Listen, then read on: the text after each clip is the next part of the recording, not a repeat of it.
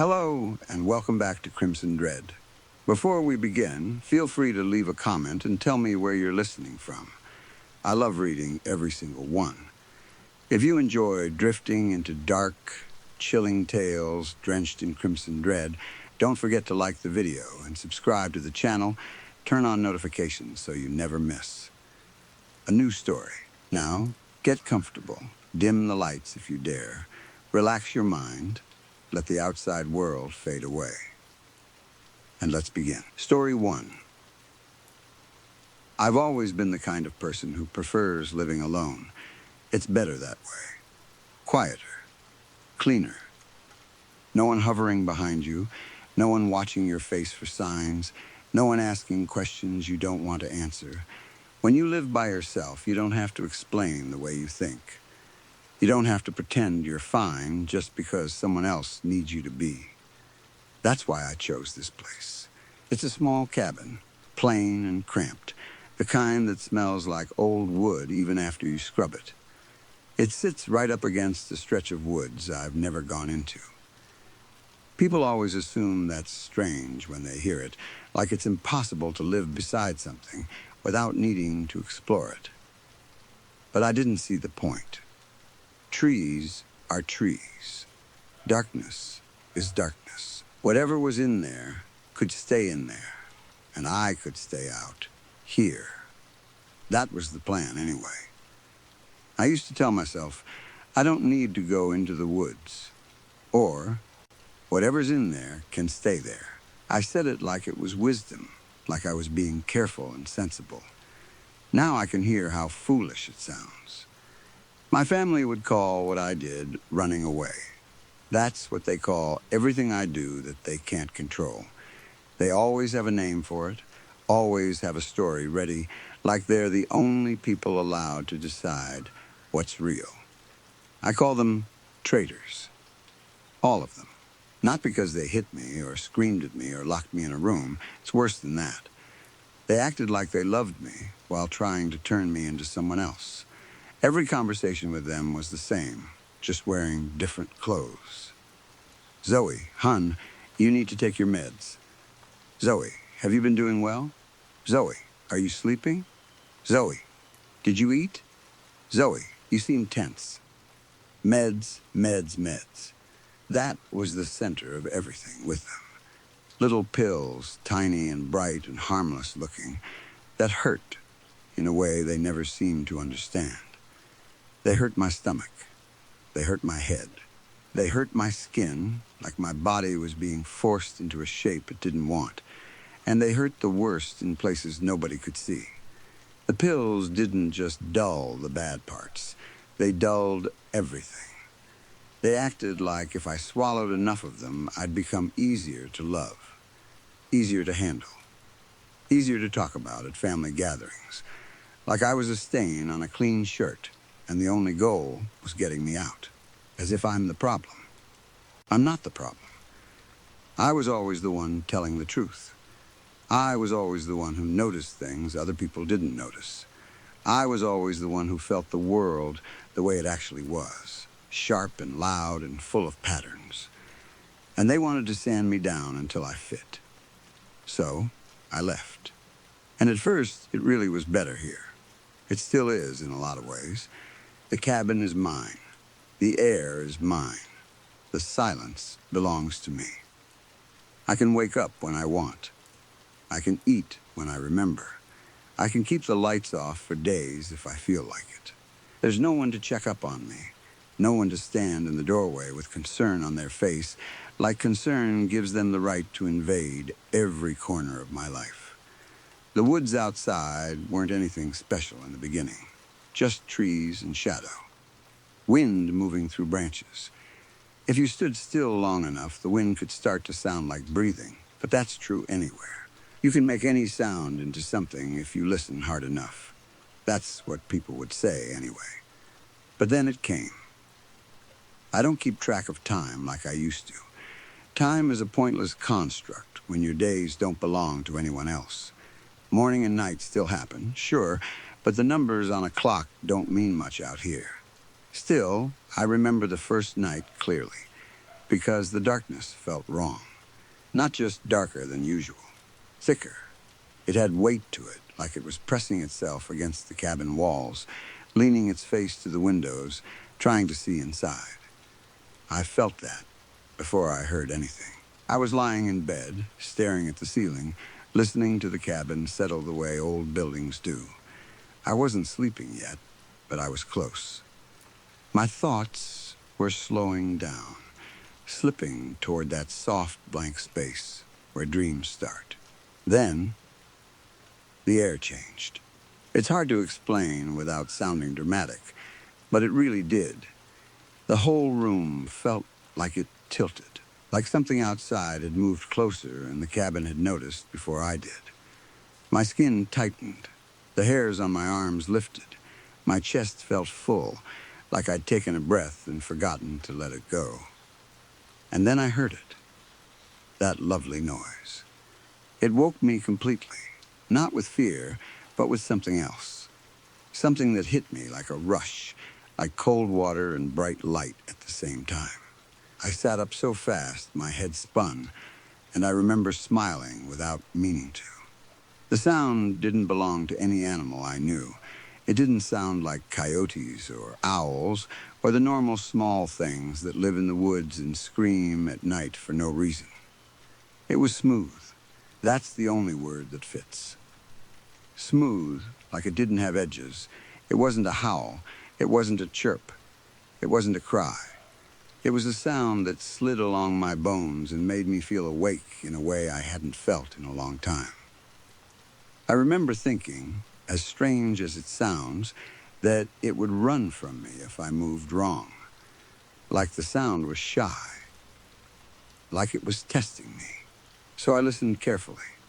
I made myself stay still until I was sure it would stay there. That sound became everything in that moment. Perfect. Clean. Like it had always been missing from the world, and now it was finally in the right place. I rushed to the window. Outside, there was nothing but the woods staring back at me, black and endless. No light, no movement, no shape I could point to. The trees stood like a wall, and behind them was more darkness. But I knew it came from there. It had to. The noise had direction, a pull. It wasn't inside the cabin. It wasn't in my head. It was out there. I grabbed my flashlight and went outside without thinking it through. The night air hit my face, damp and cold, carrying that earthy smell of leaves and dirt. I stepped off the porch and walked toward the tree line fast, my heart racing in a way that didn't feel like panic. It felt like excitement. I stopped just before the woods. I didn't step into them. Not that first time. I raised the flashlight and clicked it on, aiming the beam between the trunks. The light flickered. Not like the batteries were dying either, more like the woods were swallowing it. The beam looked weak and thin as it pushed forward, and it only reached far enough to show me how much it couldn't show. It lit up a few branches, a few dead leaves, a patch of ground, and then it faded into black, like it had hit a wall. I should have turned back. I know that now. But I didn't feel afraid standing there. I felt chosen, like the woods were looking at me and deciding something, like that sound had been waiting for a person who would actually listen. The noise stopped while I stood there, and for a second I felt hollow, like someone had turned off a light inside me. I waited, holding my breath. I stared into the dark until my eyes ached. Nothing else happened. Eventually, I went back inside, locked the door even though I knew it was pointless if something truly wanted to get in, and sat at the kitchen table until the sky began to lighten. The next night, it came back. Not earlier, not at sunset. It waited until everything else was quiet enough that it could be heard properly. It waited until the normal night sounds softened and the cabin felt like it was floating in empty space. Then it returned, the same smooth sound from the same direction, and my whole body reacted like it recognized it. After that, it came every night, Always the same. Always from the same place. Always patient. I started writing things down because I didn't trust memory, not mine. I didn't want to lose anything important, not one detail that might help me understand what it was doing. I wrote on sticky notes at first, then on scraps of paper, then on cardboard from old boxes. When I ran out of space, I started writing on the walls. People act like that's crazy, like it's automatically a sign that you've lost your mind, but it felt logical to me. If something matters, you keep it where you can see it. I wrote things like, "It always comes at night. It's in the same direction every time. It gets louder when I listen." That last one mattered the most. I underlined it so hard the paper tore. It meant something. It meant the sound wasn't random. It meant it could respond. It meant it knew I was there, that I was paying attention, that I wasn't like everyone else who sleeps through the real parts of the world. Some nights, it would start softly, almost like it was testing whether I was awake. If I stayed still and listened, it would grow louder, not violently, not suddenly. It would swell like it was pleased, like it was moving closer without moving. Other nights, it would stop completely the moment I shifted in bed. Those nights made me furious. Not at the woods, but at myself, like I'd failed some simple test. I'd sit up and hold perfectly still in the dark, trying to prove I could behave, trying to prove I was listening the right way. Eventually, the sound would return, slow and steady, like it had forgiven me. Sometimes I think it stops on purpose, just to see if I'll notice. I always do. I stopped calling my family after a while. At first, I told myself it was because they didn't deserve access to me. That part is still true.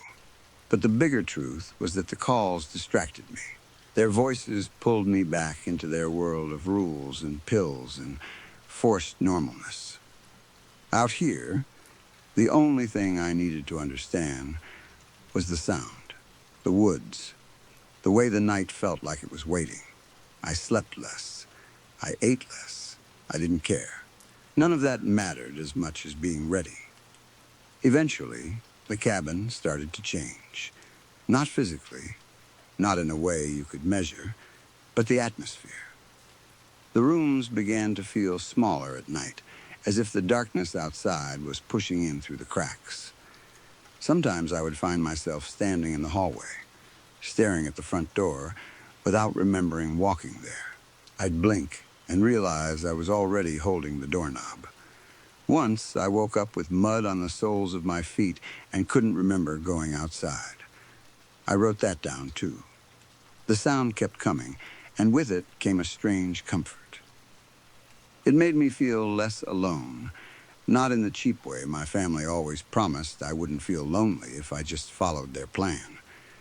This was different. This felt like being recognized, like something out there had looked into the cabin and seen me clearly. Then, recently, it stopped. At first, it missed one night. That shouldn't have been a big deal, but it felt like someone had taken the air out of the world. I didn't sleep at all. I sat at the window until morning, my forehead pressed to the glass, staring into the trees. The second night, it didn't come either. That was when I started feeling the quiet in a new way. Not peaceful quiet. Not the quiet I loved when I first moved out here. This quiet buzzed like a power line humming just out of hearing range. It felt like something holding its breath. It felt like the woods were waiting for me to do something. And tonight, the feeling is different again. I've been restless all day. The cabin feels wrong, even with the sun up, like the walls are too thin and the corners are too sharp. I keep catching myself looking at the tree line, feeling that invisible pressure, that pull. It's the same pull I felt the first night, the sense of something leaning close.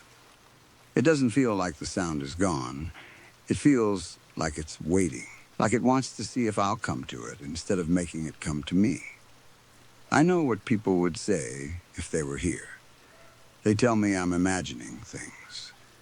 They tell me I need help. They tell me to take my meds. They tell me to go back home and stop living in a cabin like a wounded animal. But nobody understands what this is. This is the only time I've ever felt truly understood, like something reaches back when I reach out.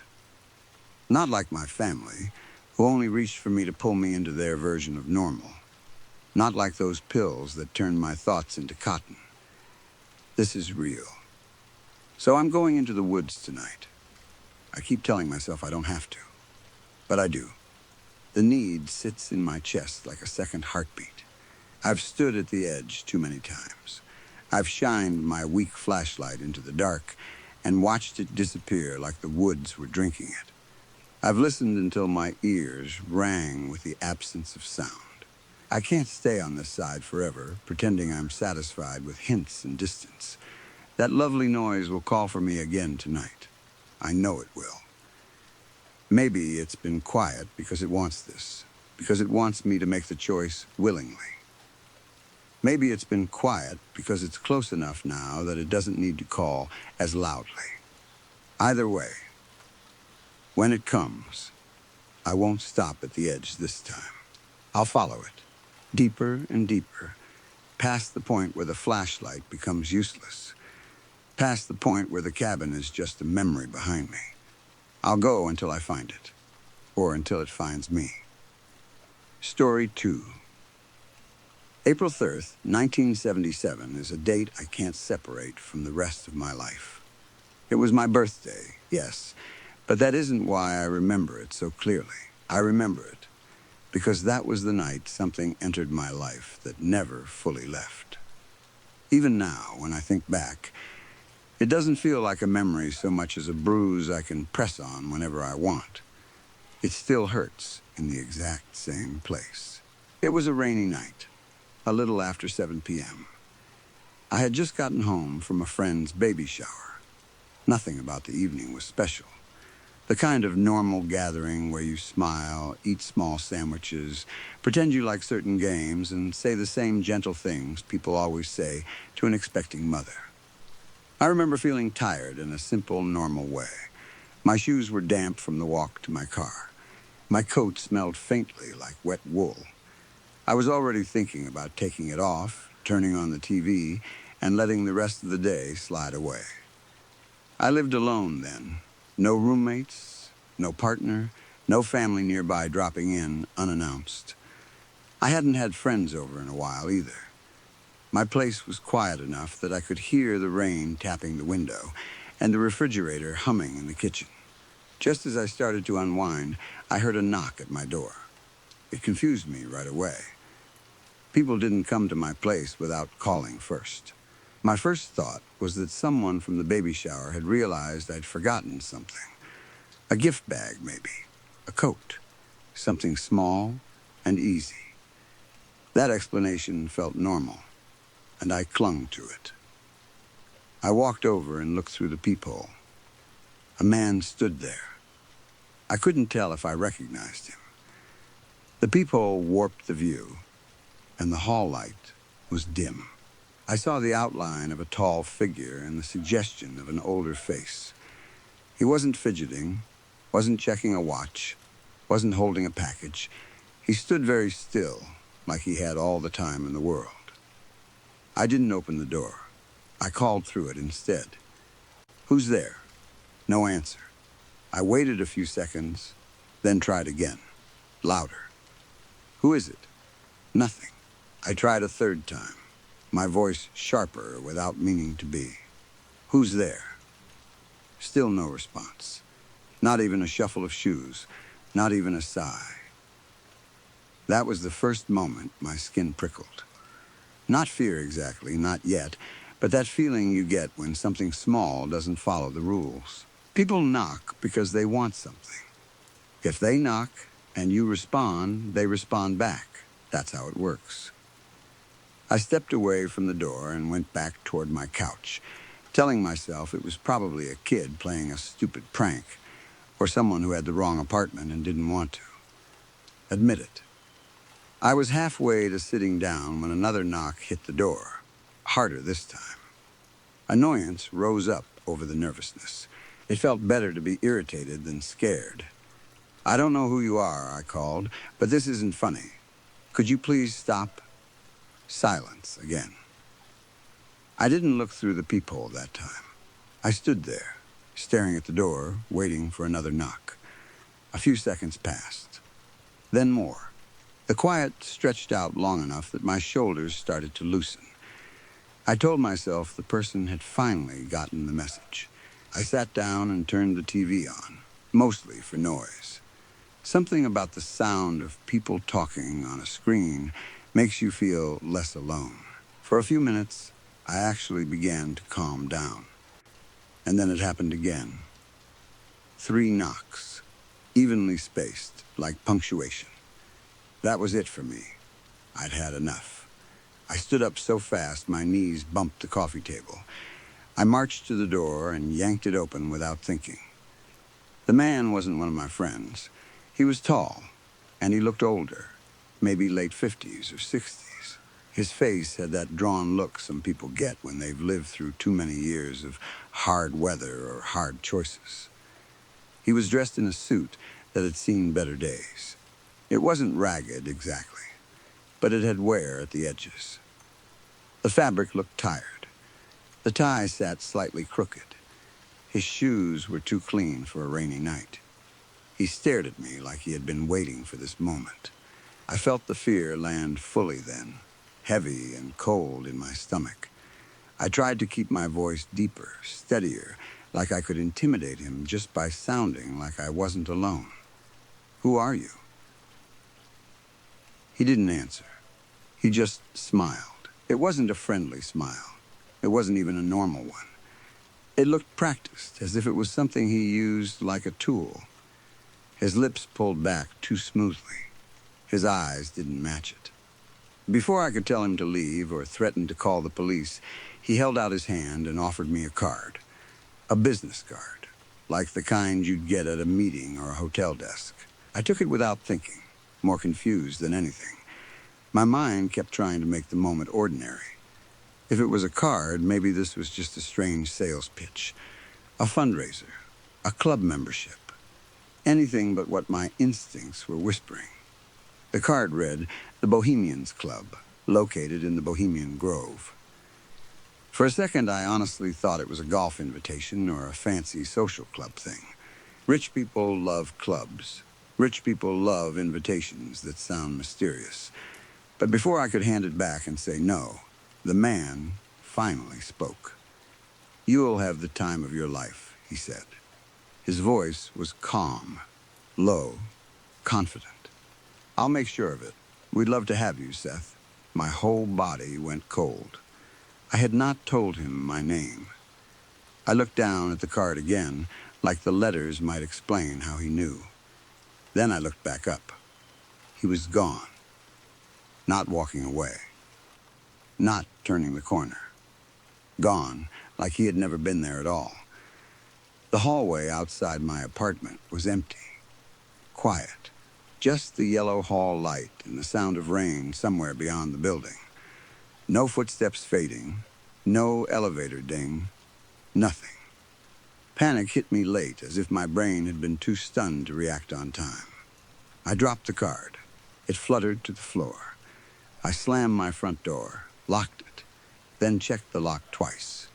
My hands were shaking. I tried to go to bed, because that's what you do when something weird happens and you don't want to give it space to grow. You tell yourself sleep will reset your mind. You tell yourself daylight will make it feel stupid. But I barely slept. Every time I closed my eyes, I saw his face. Those eyes, that smile that didn't belong to kindness. I kept imagining him still in the hallway, standing perfectly still, waiting for me to open the door again. Morning came bright and clear. Sunlight spilled through my blinds like nothing had happened. For a moment, I almost believed the night before had been a half dream, something brought on by exhaustion. Then I noticed something under my door. At first, my vision was still blurry from waking up, and I couldn't tell what it was. I squinted, stepped closer, and felt my stomach drop. The card. The same card. Same title. Same location. Same clean, stiff paper. It sat there like it had been delivered by someone who could slip through locked doors as easily as air. I could even see a faint indentation in it, like a thumbprint pressed into the cardstock. That was the moment I decided I was done with whatever this was. I picked it up quickly, like it might burn me if I held it too long. I walked straight to the trash can in my kitchen, and then I stopped. Because a thought came, quiet but sharp. Why did he give me this? Why did he give me this? Why me? I stood there for a full minute, maybe two, card in my hand, staring at the trash can like it was an open mouth. I didn't want to be curious. Curiosity felt dangerous. But it was there, anyway, rising up through the fear. I told myself I needed answers.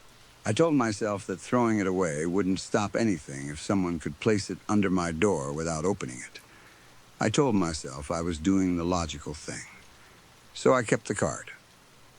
I grabbed my car keys and decided I was going to this so-called Bohemian Grove. Even now, writing that, I want to reach back in time and shake myself. I want to say, Seth, don't go chasing a nightmare just because you want to name it.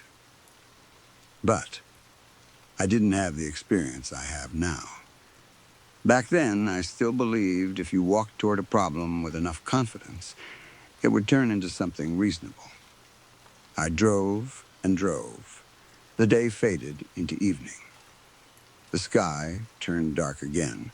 Each mile felt like it stacked on top of the last until I couldn't remember what it felt like to be close to home. I grew tired behind the wheel, eyelids heavy, hands stiff on the steering wheel. There were moments where the road blurred slightly, and I realized I'd been staring without truly seeing. But I pushed through. After what felt like forever, I finally arrived at a gate. It looked old, worn down, like it had been standing there for a long time, and no one had bothered to make it look welcoming. The wood was dark and weathered. Metal parts were spotted with rust. The place didn't look like a club. It looked like a boundary. I parked my car near the gate. Something in me refused to drive it farther. I didn't want my car inside. I didn't want it swallowed up by that place. As I locked the car, I noticed a man standing near the gate. He was smiling, the same kind of smile as the man who had come to my door. My stomach sank so suddenly it felt like the ground shifted under me. The man didn't say hello. He didn't ask my name. He simply opened the gate, looked at me as if I'd disappointed him by taking so long, and nodded toward the path inside. Then he stepped back like a doorman letting a guest enter. I hesitated for a fraction of a second. Then I walked in. The moment I crossed the gate, the air felt different. Not colder, not warmer, just wrong, like the place had its own mood. The trees were tall and dense, the kind that block out the sky even during the day. The ground was uneven, damp. Somewhere deep in the woods, I heard a sound that might have been wind, but it didn't move like wind. It rose and fell like breath. I kept going anyway. Endless woods stretched in every direction. Every so often, there were cabins, spaced out like someone had tried to build a small hidden town and then changed their mind. Most of them looked dark. Some had faint light behind curtains. Every time I passed one, I felt that crawling sensation of being watched. After a while, that feeling sharpened into certainty. I wasn't alone. I turned slightly and saw them.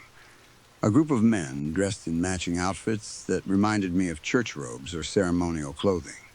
Pale fabric, simple shapes, hoods pushed back. They moved quietly, too quietly, slipping through the trees as if they knew every root and every stone. I don't know how I hadn't noticed them sooner. I don't know how I hadn't heard their footsteps on sticks and leaves. My mind felt hazy, like I was fighting through fog. I sped up without meaning to. I tried to act normal, but my heart was pounding hard enough to make my vision pulse. They caught up to me easily. There were 6 of them. They surrounded me the way birds circle something already dead. They smiled as if they were happy to see me. Finally, they said, almost in unison, "We've been expecting you, sir." I opened my mouth to ask what that meant, but they didn't give me space. "Let us show you around," one said. "There's plenty to see." They started walking, and the shape of their group shifted so that 2 were in front, 2 at my sides, and 2 behind. It wasn't subtle, it was a formation. It made my skin crawl because it didn't feel like hospitality. It felt like escorting. In a twisted way, for a few seconds, my brain tried to interpret it as protection. Like I was important, like I was a guest of honor, like there was some mistake and I'd been invited because someone thought I was someone else. But then I realized something worse. They didn't care who I was. They just wanted me where they wanted me. They walked me through what they called the grove. Every tree, every cabin, every path. Everything felt slightly off, like the place was a stage built to look like nature. The longer we walked, the stronger my urge to leave became. I kept thinking, I can still turn back, I can still run, I can still... Before I could speak up, another group approached. They stopped us without a word. The men beside me grinned at the newcomers as if they were communicating with a glance. There was a quick exchange of looks, like a baton being passed in a relay race. Then the new group took over, taking my hand as if guiding me gently.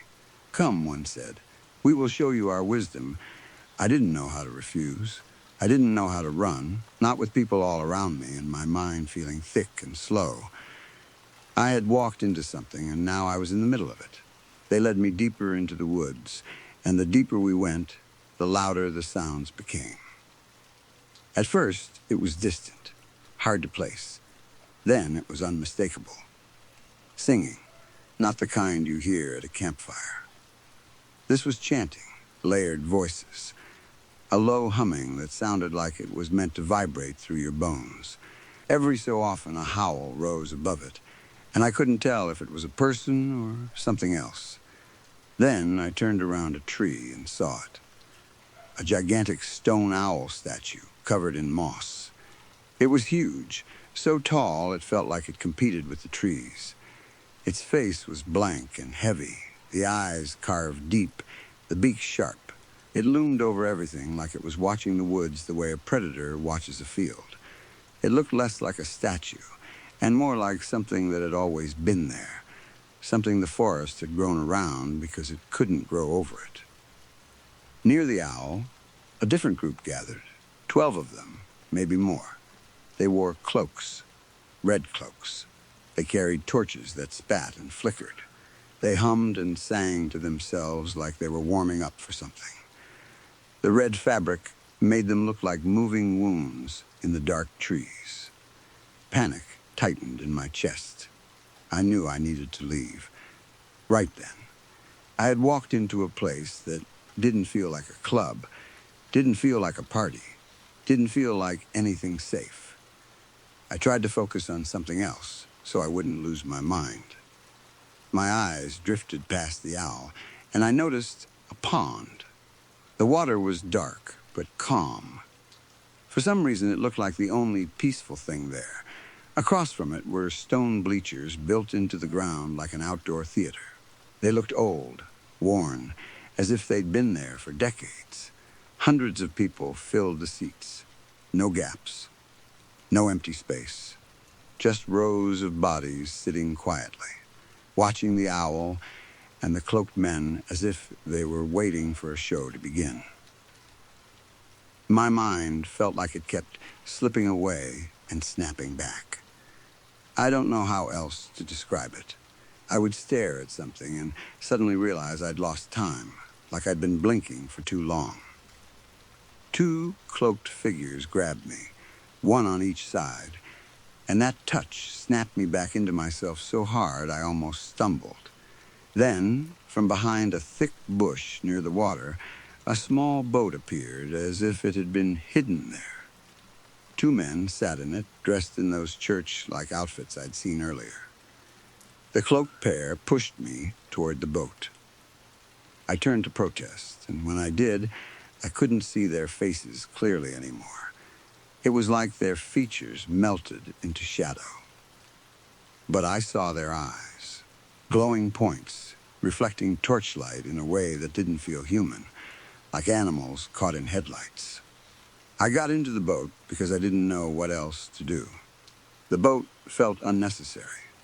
The pond wasn't that wide, but something about being in open water felt safer than stepping back into those woods. The boat moved slowly across.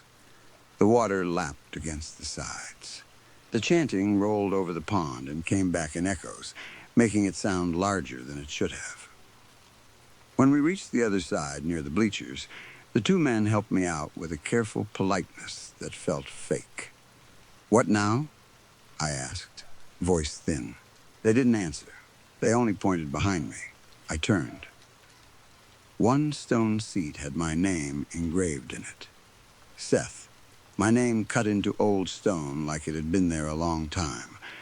The strangest part wasn't the engraving itself. It was how old it looked. Moss grew around the letters. Cracks ran through the stone like age lines. It didn't look like someone had carved it that morning. It looked like it had been waiting. My heart hammered so hard I felt sick. I knew I should run, but my body didn't move. It was like the air itself held me in place. I sat down because it felt like the only option left.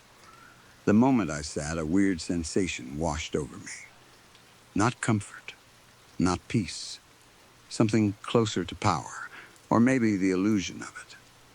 From that seat, I had a perfect view. The owl statue, the red-cloaked figures, the pond, the crowd. Everything was visible. And that made it worse, because it felt like the seat had been placed there for me to watch from, like a throne built for someone who didn't deserve it. My questions multiplied until they became a swarm in my head. Why was I there? Why me? Who were these people? What did they want? Every time I tried to focus, something would distract me. Another chant, another torch flaring, another shift in the crowd. It felt intentional, like they were keeping my mind unsteady on purpose. I could feel anger rising, hot and shaky. What was I doing here? Why had I driven so far for no answers? Why was everyone acting like I'd agreed to something? Then, the fear returned stronger. What was going to happen to me? Could I escape? Was it too late? I gripped the edges of the stone seat. My palms were sweaty. I scanned the woods behind the bleachers, looking for the quickest way out. I could run. I could bolt for the trees. I could try to find the gate. I could. I planted my feet, ready to push off. I was on the edge of doing it, counting in my head like a diver. 3, 2, 1. Bang. The sound echoed through the forest like a gunshot. I jerked, stunned, and looked toward the owl. A giant gong stood near it. One of the cloaked men had struck it. The vibration seemed to roll through the crowd and into my chest. Then, another figure stepped forward. He wore a cloak too, but it was black, darker than the night around him. He moved differently from the others, like he owned the space. He reached up and pulled back his hood, and I felt the world tilt. It was him, the man who had knocked on my door, the man with the worn suit and the smile that didn't belong. He looked out at the crowd and raised his hands. His voice carried easily. "Bring fire," he commanded. The red-cloaked group repeated it, voices layering together like waves. "Bring fire," they echoed. He continued, "Welcome, everyone. We're so excited to get tonight underway." Then he paused, and his gaze swept the bleachers like he was searching for something. like he was searching for me. But before we do, he said, I want to introduce a very special person here in the audience tonight. My friend Seth. He pointed directly at me. Hundreds of faces turned. I felt every eye land on me like weight. My throat went dry.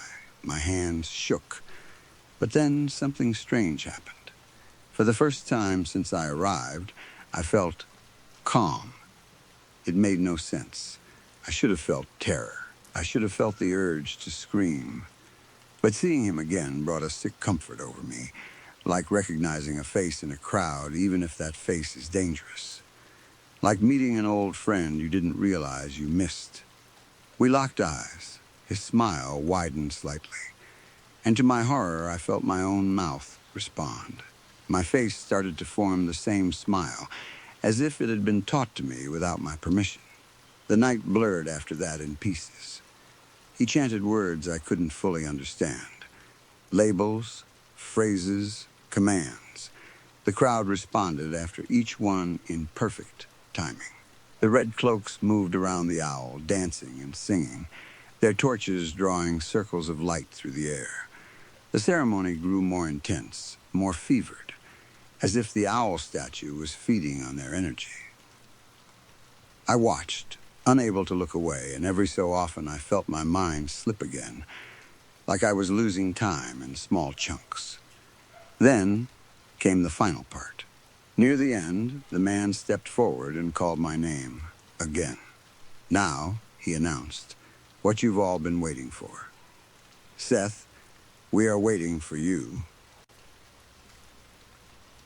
The boat returned to pick me up. As it approached, the ride felt slow. Too slow. Each foot of distance between me and the shore felt stretched out, like time itself had thickened. When I reached the other side, the same two cloaked figures grabbed me, one on each arm, and guided, carried me forward. They brought me to the man with the smile, face to face, close enough that I could see the lines in his skin, the shine in his eyes. Anxiety flooded me all at once, sharp enough to make me dizzy. I didn't know what was coming, but my body knew it would be bad. He lifted his right hand. In it was a dagger, old-looking, rusted. The metal seemed tired, like the suit he wore, like it had been used and put away and used again. He placed it into my hand. We've been waiting for you for the longest time, he said quietly. Your time has come. This is it. Make us proud. My fingers tightened around the handle without my permission. I could feel the roughness of the grip, the weight of the blade pulling down. They guided me toward a shrine set up in front of the owl. And when I looked down into it, my blood went cold. An infant lay inside. Small, silent, wrapped. Too real to be symbolic, my whole body trembled.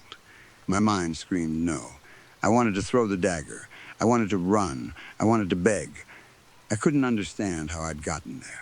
It felt like I'd lost the last 2 hours of my life, and suddenly I was standing over a baby with a weapon in my hand. Was I about to hurt this child? What was happening to me? Then that feeling returned. The same feeling from earlier, when my face had begun to copy the man's smile. It spread through me like a drug, smoothing out panic, smoothing out horror. My shaking stopped. My breathing steadied. My mouth turned upward. I smiled. I raised the dagger. All around the pond, the crowd began counting, loud and unified. 3, 2, 1. I woke up screaming. I couldn't see where I was. For a few seconds, everything was dark and spinning. I rubbed my eyes hard, like I could wipe the nightmare away. My vision came back slowly. I was in my bedroom. Sunlight shone through the blinds. The air smelled normal. My sheets were normal. My walls were normal. I looked at my alarm clock. 9:38 a.m. I sat up so fast, my head spun. I threw the blankets off, heart pounding, and looked around as if I expected cloaked figures to be standing in the corners. Nothing. I ran into the living room. Everything was exactly the same as it had been the night before. the couch, the TV, the quiet. No mud tracked in, no torn clothes, no bruises, no cuts, no smell of smoke or torches. I checked my shoes, clean. I checked my keys, sitting where I always left them. There was not a single piece of evidence that I had gone anywhere. I stood there feeling hollow and sick. Had I dreamed it, all of it?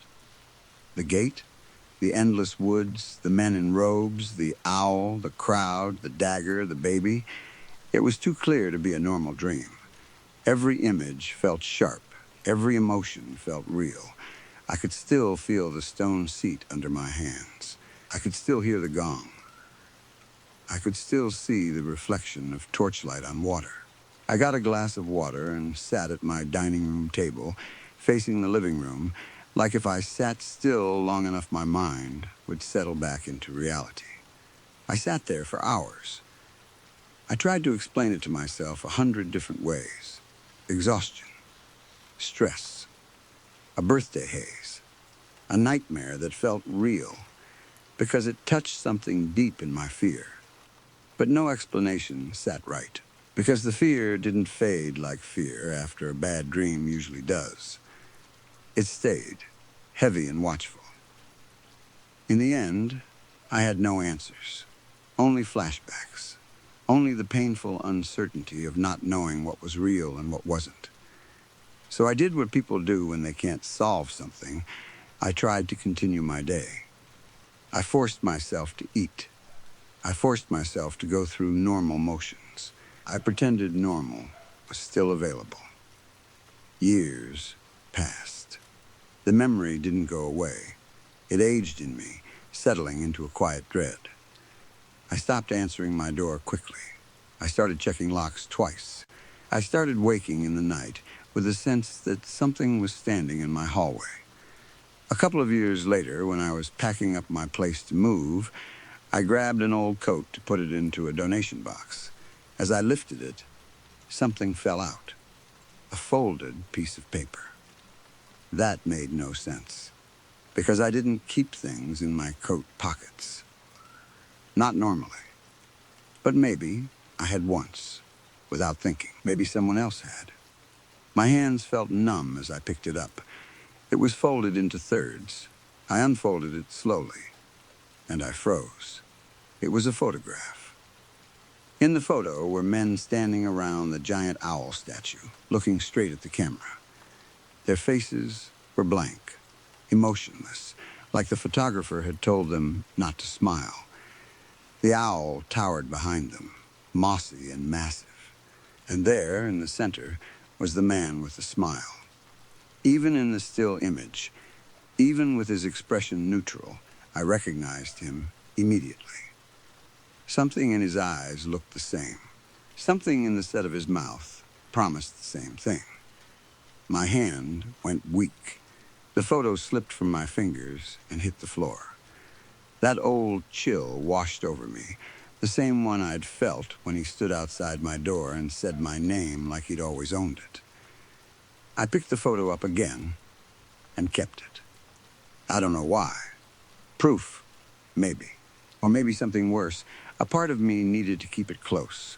Like keeping it close meant I could watch it instead of letting it watch me. To this day, it sits on my nightstand next to my lamp. I don't touch it often.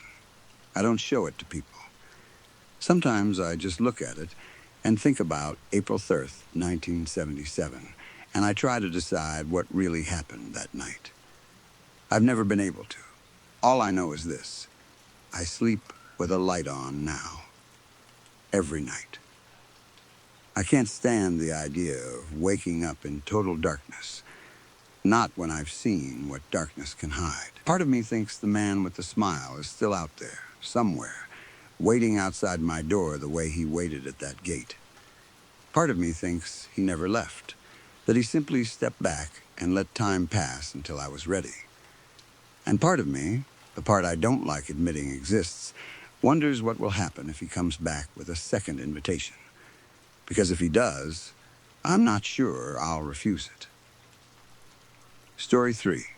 The tree had always been there, as long as I could remember. It stood right at the edge of our yard like it belonged to the property the way the mailbox did, the way the cracked sidewalk did, the way the neighbor's leaning fence did. Thick and gnarled, with a trunk that looked like it had been through 100 storms. The bark ran in long ridges and splits that reminded me of old scars. Its branches were wide and heavy, the kind that made a patch of shade so deep it felt cooler under it, even on the hottest days. When I was a kid, I climbed it like it was part of growing up. I tied ropes to its limbs. I sat with my back against the trunk and read books until my legs went numb and my parents had to call me inside. In the fall, I kicked leaves around its roots. In the summer, I used it like an anchor point, something solid to stand near when the rest of the day felt like it was moving too fast. It was just there. It wasn't special. It wasn't scary. It was as normal as the sun rising and the sun setting, until one day it wasn't. The strangest part was that nothing obvious happened. There wasn't a lightning strike. No branch fell and crushed the fence. There wasn't a storm that tore it apart. If you took a picture of it that day and compared it to one from the week before, you probably wouldn't see much difference. The tree looked the same. Same shape, same trunk, same canopy of leaves, same spot on the edge of the yard. The neighborhood still sounded like the neighborhood. Cars passed. Someone's dog barked in the distance. A lawnmower droned somewhere down the street. But the tree felt wrong. It started with the light. I remember standing in the kitchen and glancing out the window the way I always did, and noticing that the sunlight on the bark looked off. Not darker exactly, not like a shadow had shifted. More like the light wasn't sitting on the tree the way it used to. It looked thin there, like it was sliding away instead of settling, like the bark didn't want to be lit. Then there was the wind. The breeze moved through the other trees the way it always did, gentle and noisy, leaves flickering. But when the wind hit our tree, it sounded like it was rushing, like it was trying to hurry through and get away from it. The branches moved, but there was a nervousness to it, like the tree was shaking off something invisible. Even the air around it felt heavier. It's hard to explain without sounding like I'm trying to be poetic. It didn't feel like heat or humidity. It felt like pressure, like if you stood too close, the space around the trunk absorbed sound instead of letting it bounce back. The yard felt a little quieter near it, not in a peaceful way, but in a muffled way, like someone had shut a door between you and the rest of the world. I told myself it was stress. I was tired. I hadn't been sleeping great. I told myself seasons change and my mood was messing with my senses. I told myself trees are trees. Trees are fine. Trees are good. Trees are life. Then I saw the sap. It wasn't the amber, sticky kind you expect from a wounded trunk. It was black. Not dark brown, not deep red, but black in a way that looked unnatural against the bark. It oozed from a narrow crack near the base of the tree. Thick, glossy, almost like tar. It didn't drip like liquid should.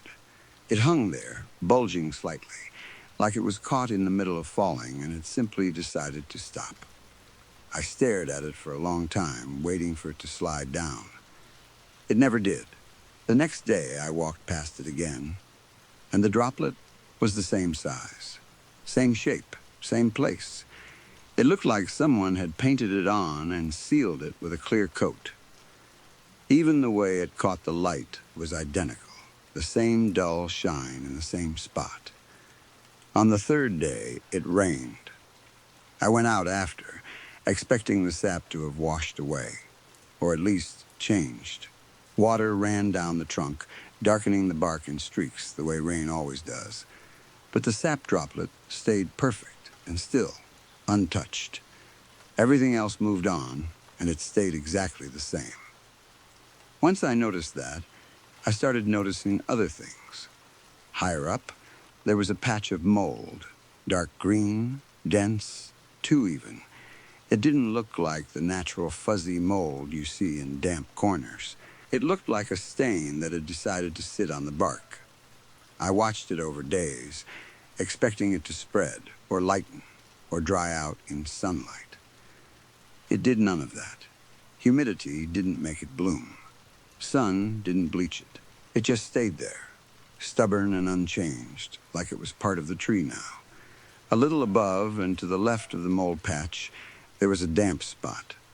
The bark there looked wet, glossy, like it had just been sprayed with water. I touched it once, half expecting it to be sap, but it wasn't sticky. It was simply wet. It should have dried within an hour in the sun. It should have attracted moss. It should have changed color. But it didn't. Every time I checked it, it looked freshly wet, like the tree was sweating through that exact spot. Then, there was the smell. At first, I only noticed it when I was close, when I walked near the trunk, and the air shifted around my face. It wasn't strong enough to smack you the way rot does. It blended in with the outdoors. If you weren't paying attention, you'd miss it completely. But once I noticed it, I couldn't stop noticing it. It was sweet. A little too sweet, like overripe fruit left out too long. Under the sweetness was something faintly sour that I couldn't name. Not the sharp sourness of vinegar, and not the blunt sourness of garbage. It was closer to the smell of something alive that shouldn't be. Something that is fermenting quietly. If I stood there long enough, it seemed to cling to the inside of my nose, and when I stepped away, I could still taste it at the back of my throat. It stayed with me, quiet and stubborn, as if the tree had marked me with it. Then the birds stopped coming. Not all at once. That would have been too obvious. It happened slowly enough that I could almost convince myself I was imagining it. The sparrows that used to hop and flit through the branches appeared less often. The crows stopped perching on the higher limbs. The pigeons that used to shuffle around under the shade disappeared. Week by week, the small movements of life around the tree thinned out until there was nothing. The insects vanished too. No ants marching up the trunk. No beetles clinging to the bark. No spiders weaving webs between the branches. Even in the evening, when you'd normally see gnats and moths drifting in the air near the leaves, there was nothing. The tree looked clean. Too clean. The first time I noticed how empty it was, I stood under it and stared up into its canopy. The leaves still rustled. The branches still shifted. But there was no life using it. It was like the tree had become a place everything avoided without being told to. That should have been enough for me to take it seriously, to call someone, to cut it down, to do anything other than keep watching it like it was a puzzle meant for me alone. But I kept thinking, maybe it's normal, and I'm the one being paranoid. Maybe it's some strange disease. Maybe pest control sprayed something. Maybe the birds moved on for seasonal reasons. Maybe I'm spiraling. Then I started seeing faces in the bark. Not clear faces, not like a carving. More like the kind of faces you can see when you stare at patterns too long, the way your brain tries to force meaning into random lines. Except these didn't feel random. They clustered in the same area of the trunk every time I looked. And the expressions weren't neutral. They were caught between anger and sorrow, like they were mid-feeling, frozen there. I told myself it was pareidolia, that trick where your brain sees faces in clouds, in outlets, in shadows. I said the word to myself out loud once, like naming it would make it harmless. But the faces never looked the same twice, and that somehow made it worse. If it had been one face, I could have chalked it up to a knot in the wood. Instead, it was always many, shifting, half-formed mouths and sunken eyes and cheekbones that were there one moment and gone the next. Like the bark was rearranging itself when I blinked. The tree didn't feel real anymore. Some afternoons, the wind would pick up and the branches would creak, and it sounded too much like a neck bending, like a head turning slowly to look.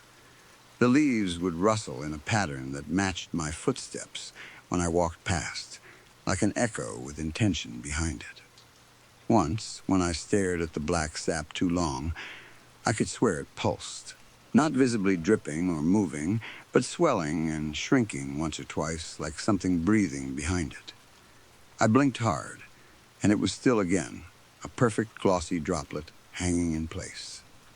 The mold never grew. The wet patch never dried. The smell never changed. And the faces, those half faces in the bark, started to look like they were oriented toward me, like the tree knew exactly where I was standing. I began avoiding the window that faced the yard.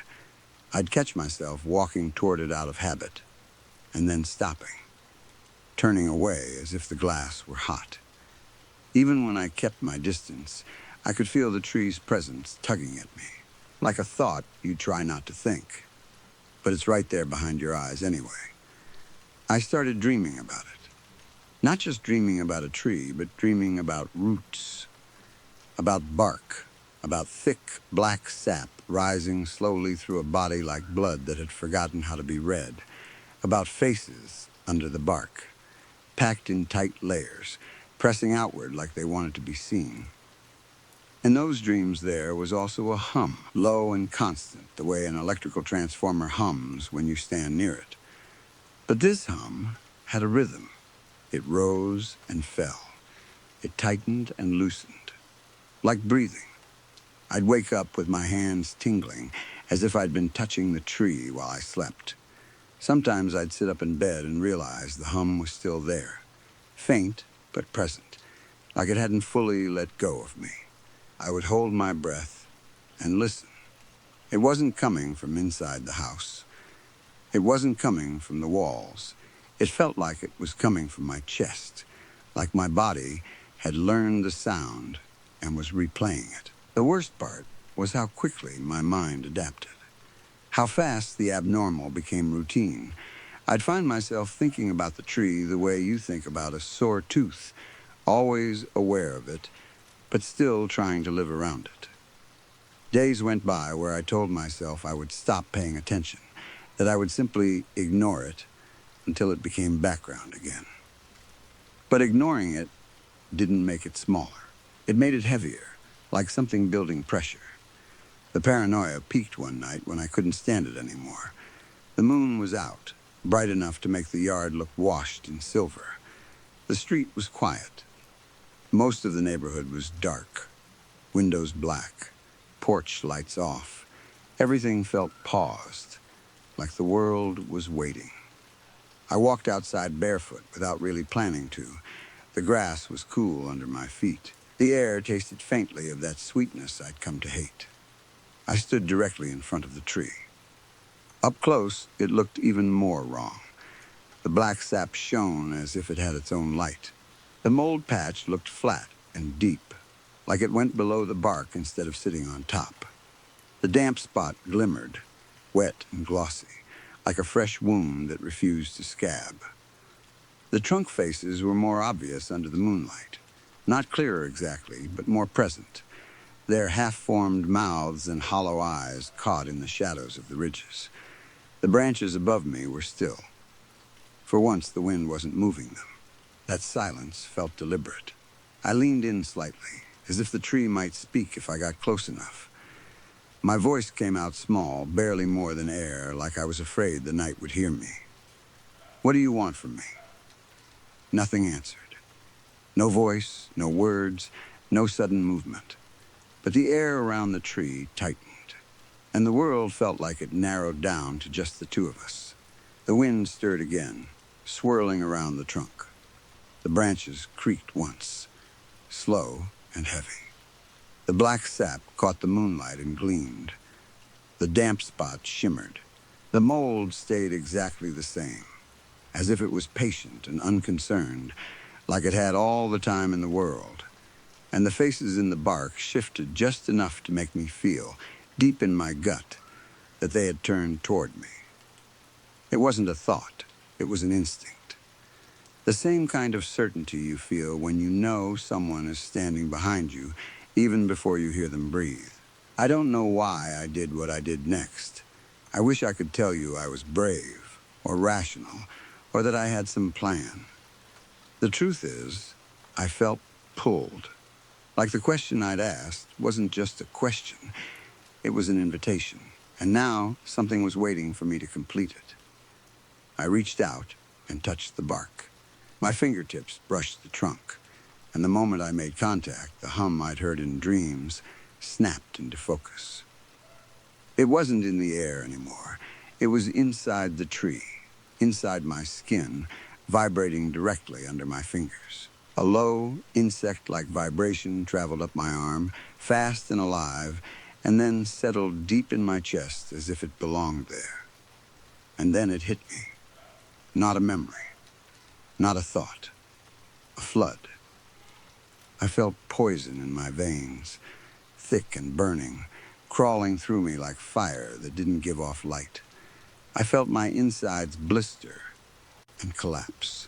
I heard screams, friends, family, strangers, voices shredding themselves apart inside my skull. I felt myself burning down to a husk, my body cracking black like charcoal. And then I felt the slow, wet rot that comes after. Insects poured through me in impossible numbers, crawling through spaces between bones, chewing what was left, turning me into something hollow and occupied. It wasn't one death. It was every death. Every creature that had ever been buried beneath that tree. Every animal that had crawled under it to die. Every time the trunk had been cut or carved or burned or poisoned. Every time lightning had struck nearby. Every season that had pulled life out of it. And every season that had shoved life back in. It all slammed into me at once, as if the tree had been holding it and waiting for someone to share the weight. The faces in the bark opened wider, their mouths stretched, their eyes became voids. They screamed, laughed, cried, begged, devoured. They were full of love and hate and hunger and grief, all mixed together until none of it made sense anymore. The roots grew in my mind. The sap hardened. The bark thickened. The faces became one mass of expression, pressing and shifting. And then, worst of all, one of those faces began to look like mine. Not exactly. Not like a mirror. Like a memory of my face, pulled apart and pushed into wood grain. Like the tree had tasted my shape and decided it could wear it. A presence filled my head. It didn't speak in words at first. It was too big for words. It was a weight, a certainty, a thing that didn't need language because it didn't need to be understood to be obeyed. And then, somehow, I understood it anyway. Now it's your turn. The world collapsed. Not into darkness like closing your eyes, not into the soft dark of night, but into an absolute absence. No light, no sound, no touch, no smell. Not even the feeling of having a body. For a moment, I wasn't asleep and I wasn't awake. I wasn't anything. Then, sensation came back slowly, but it was wrong from the start. It returned in pieces that didn't belong to a human. I was the tree. The trunk was my spine. The bark was my skin, thick and numb and full of tiny cracks that could feel air moving across them. The roots were my bones, stretching outward into soil, into buried stone, into the packed dirt under the sidewalk, into the street, into the park beyond, into places I didn't even know existed. The branches were my arms, raised and spread, heavy with age. The leaves were my breath, not in and out of lungs, but a constant exchange, a slow sigh with the sky. The black sap was my blood, my tears, thick and slow and endless. The mold patch, the damp spot, the faces, the smell, it was all me. Not like I was wearing them, like I was made of them. like I had always been made of them and had only just remembered. I couldn't scream because trees don't scream, but I felt the need to scream anyway, trapped inside a body that could only creak and rustle. I could sense the yard. I could sense the ground. I could sense vibrations through the roots like hearing through teeth. I could feel the night air shift around my branches. I could feel the moonlight on bark as a cold pressure, not warmth. I could feel time as something slow and layered, not minutes and hours, but cycles. And then I saw it. The thing that had been me, my shape, my posture, my height, stepped back from the trunk. It stood there for a moment, as if checking its balance, as if adjusting to a new set of muscles. It lifted its hands, flexed its fingers, and for a 6 second I realized those fingers were my fingers, only they didn't feel like mine anymore. The face it wore looked almost like my face. Almost. Familiar in the way a badly drawn portrait is familiar. Close enough to fool people who didn't look too long. It turned away and walked toward the house. The door opened. The door closed. In my skin, it left. It didn't look back. I tried to follow it with my eyes, but I didn't have eyes the way I used to. I watched through the bark faces, through tiny cracks and shadowed ridges, through the subtle shifts of light and movement that my new body could interpret. I watched it step into the world with steady steps, with confidence, as if it had practiced being me for a long time. The tree I grew up with was gone. Whatever stood here now was me, and also not me at all. Then something changed again. At first I thought my senses were expanding, that I was adapting to the new body, but it was the opposite.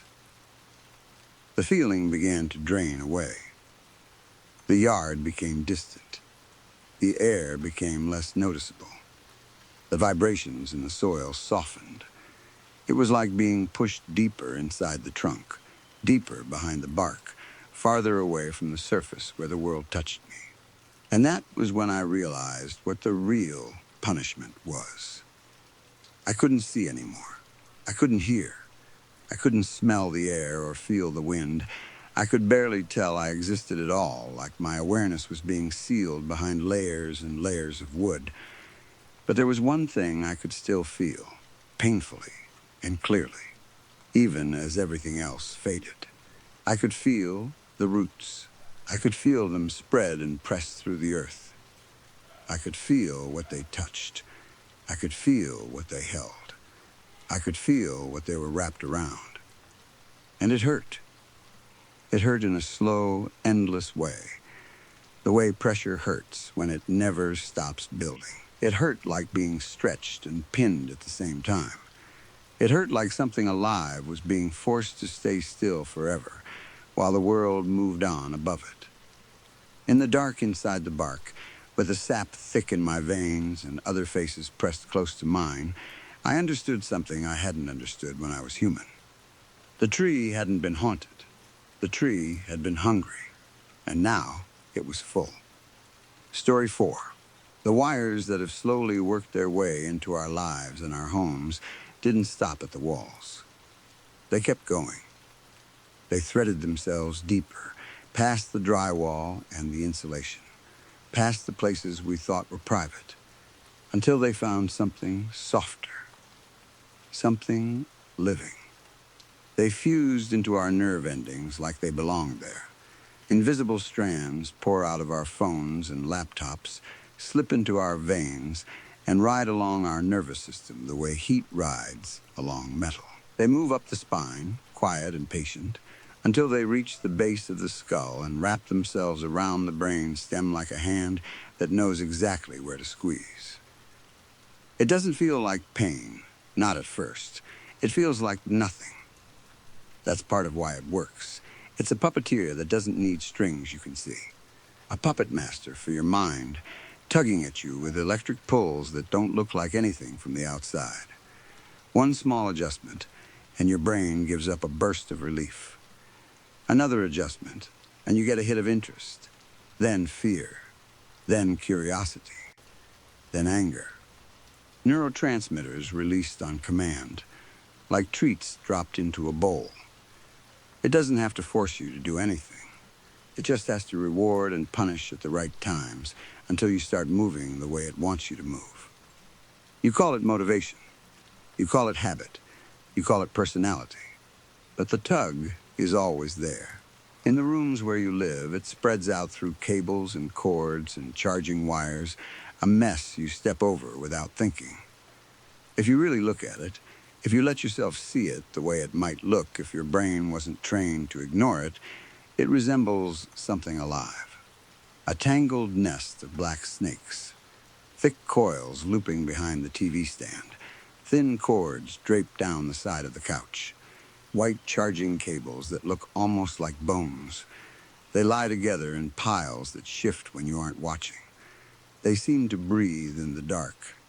Sometimes you catch the smallest movement out of the corner of your eye and tell yourself it was nothing, just your imagination, just the fan turning on, just the house settling.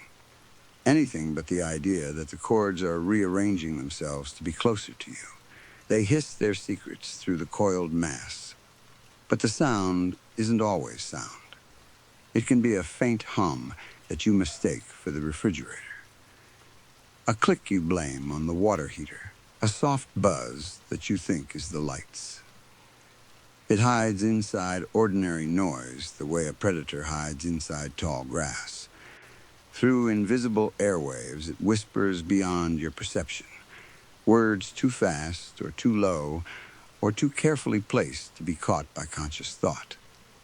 Your body hears it anyway. Your skin hears it. Your heart hears it.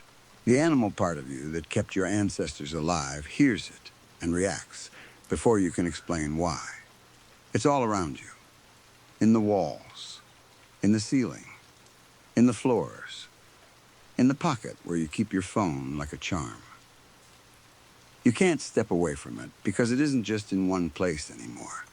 It rides on signals that pass through your home the way sunlight passes through glass. It's in the Wi-Fi, in the cellular towers, in the Bluetooth handshake between your earbuds and your device, in the invisible conversations your smart appliances have at 3 in, the morning when you're asleep and trusting. And somehow, even with all of that, it can feel inert, like a sleeping animal, like a machine left running in an empty room. You can't feel its presence the way you feel a person standing behind you. You can't sense intent. You can't hear footsteps or breathing. You can't smell it. You can't point to it and say, there it is. Yet it feels God-like in the way it covers everything. Total, patient, everywhere. It doesn't need to announce itself because it doesn't have to compete with anything. It has already won the space. Its lack of presence becomes its own kind of pressure, like silence in a room where you know someone is hiding. Your router sits there with its little lights blinking, and you treat it like a harmless box. But those lights are like the soft signals of something waiting, the faint singing of a warning you've trained yourself to ignore. The house is full of these small, steady sounds, the low hum of the modem, the soft whir of a laptop fan, the quiet charged pulse of a phone on a nightstand. They blend into the background until they become part of what you think home sounds like. And that's when it's strongest, when it sounds like normal. Most days, nothing seems wrong. You wake up, reach for your phone before you fully open your eyes, and scroll without knowing why. You brush your teeth while a video plays, not because you need it, but because silence feels too sharp. You check the weather, messages, headlines, the same apps in the same order, the same small rituals that don't feel like rituals until you try to skip them. You go about your routine and tell yourself it's just modern life, just convenience, just how the world works. Then one summer day, without warning, something changes. You're in the middle of a normal moment. Maybe you're making coffee. Maybe you're driving. Maybe you're at work pretending to focus while half your mind is somewhere else. Then, out of nowhere, a presence grabs you. Not with hands, not with a voice, with weight.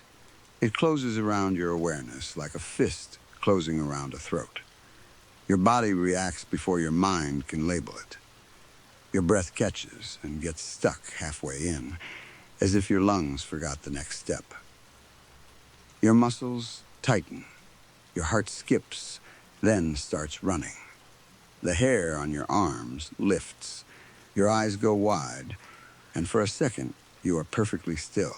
Not because you chose to be, but because something inside you went quiet the way animals go quiet when they sense a predator. It's like being hit by Medusa's gaze, except there's no statue at the end. You're still soft, still alive, still able to feel everything. And that's worse. The paralysis isn't complete. You can move if you force it, but you don't want to.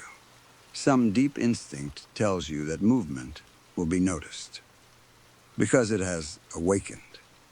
You can feel it the way you feel a storm arrive before the first drop of rain. A change in pressure. A shift in the air. And it isn't just you. Everyone feels it at once, all at the same time. Across cities, across small towns, across different time zones, it rolls through the world like a wave you can't see. People pause mid-step. Drivers slow down without knowing why. A conversation dies in someone's mouth. A baby starts crying for no reason.